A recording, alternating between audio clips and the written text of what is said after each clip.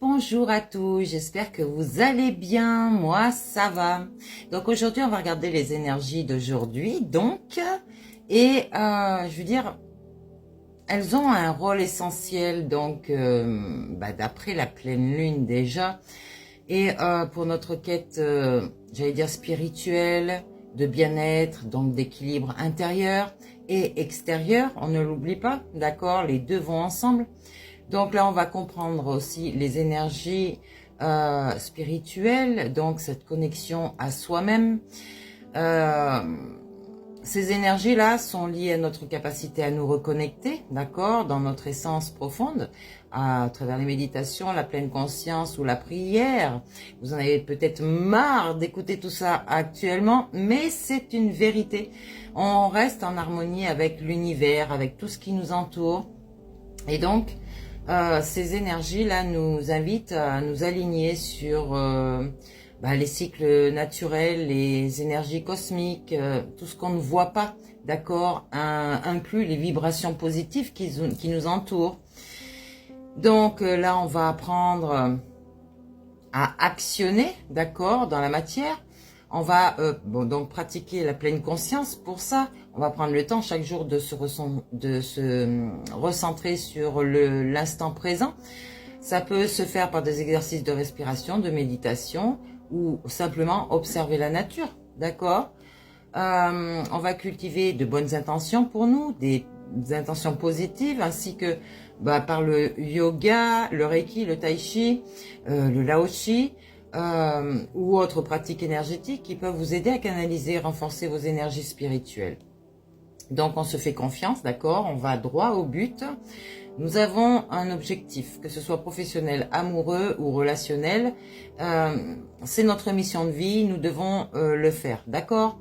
Donc il va falloir se concentrer à soi, éviter de fuir face à notre miroir. Donc si vous avez rencontré votre FJ, j'allais dire votre âme jumelle, alors vous allez sûrement vous réunir, on l'a vu hier dans la matière, mais n'oubliez pas que votre âme jumelle est vraiment votre miroir, d'accord? Donc il va falloir ne pas fuir, parce qu'elle va vous révéler des vérités qui sont encore en vous à modifier, et je pense que c'est pour ça que vous avez peur de cet amour, parce que c'est un amour à la fois inconditionnel, mais révélateur, qui va vous montrer qui vous êtes vraiment, d'accord? Donc, à quelque part, oui, c'est karmique, d'accord, mais vous en avez besoin pour vous guérir. Donc, à part les personnes là qui veulent stagner, rester avec des âmes sœurs ou des démons, j'allais dire, hein, vous avez une relation d'âme avec quelqu'un ici qui est très importante pour votre guérison et pour l'élévation de votre âme. Donc, il faut vraiment se reconnecter à cette personne. De toute façon, vos âmes vous ont reconnu. Et peut-être qu'il y a des personnes qui sont encore dans la nuit noire de l'âme parce qu'ils ne veulent pas s'affronter eux-mêmes à travers la personne. Donc, on va réussir à créer un espace de gratitude ici, mais surtout accepter ces émotions, d'accord? Vos émotions, qu'elles soient positives ou négatives, hein, font partie de vos énergies. Donc, on va les accueillir sans jugement pour mieux avancer, ok? Et donc, reconnaître les bénédictions dans votre vie qui vont renforcer ces énergies spirituelles et vous aider à rester centré sur vous-même. Donc, vous savez qu'en cultivant cette pratique de spiritualité, quelle qu'elle soit, d'accord, on va pouvoir s'épanouir spirituellement déjà, mais aussi inspirer ceux qui nous entourent. Donc, il faut attirer ce monde à la spiritualité. C'est vraiment notre médecine traditionnelle, d'accord? Et en acceptant tout ça, vous-même, vous allez guérir et vous allez guérir d'autres personnes, d'accord? Donc, on va regarder ici avec un petit oracle, qu'est-ce qu'on peut nous dire pour compléter cette vidéo. Allez, mes anges me guident, s'il vous plaît, on y va. Vraiment, restez centré sur vous. Et si vous n'osez pas aller voir votre âme jumelle dans un premier temps, regardez-vous dans la glace. Dites-vous vos propres vérités. J'allais dire, soyez conscient, d'accord, de ce qui vous arrive et soyez conscient que vous n'êtes pas parfait actuellement. Je vous ai toujours dit, on va parfaire nos imperfections, d'accord? Vous savez, quand vous avez... Ben, ça veut parler, hein, mais je sais pas si je vais avoir le temps. Si, c'est bon. Vous avez deux polarités, le diable et votre Dieu. Le Dieu est beaucoup plus manipulateur. Pourquoi? Parce que c'est lui sa création, c'est lui qui vous a créé, d'accord?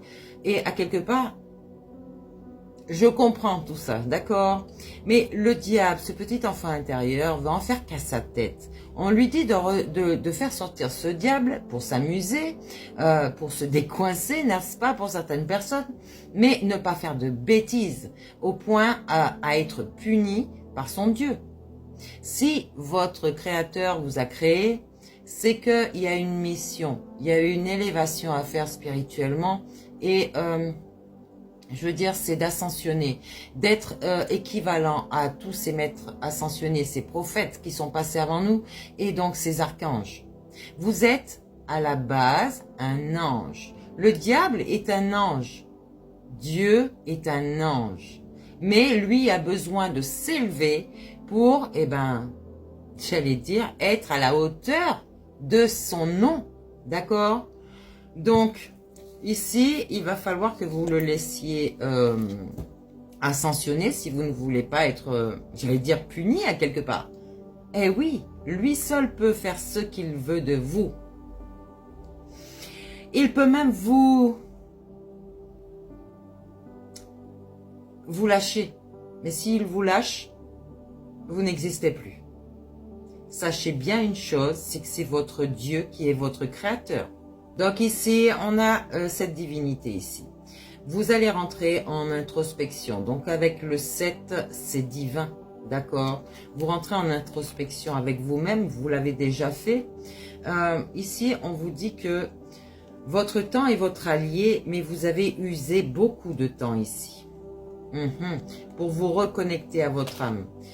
Pourtant, on vous dit que vous êtes en train de construire, mais recentrez-vous encore. Il y a des contrats ici qui ont été signés avant votre incarnation et vous l'avez accepté. Donc, j'allais dire, si vous voulez, l'abondance, c'est le timing divin ici. D'accord?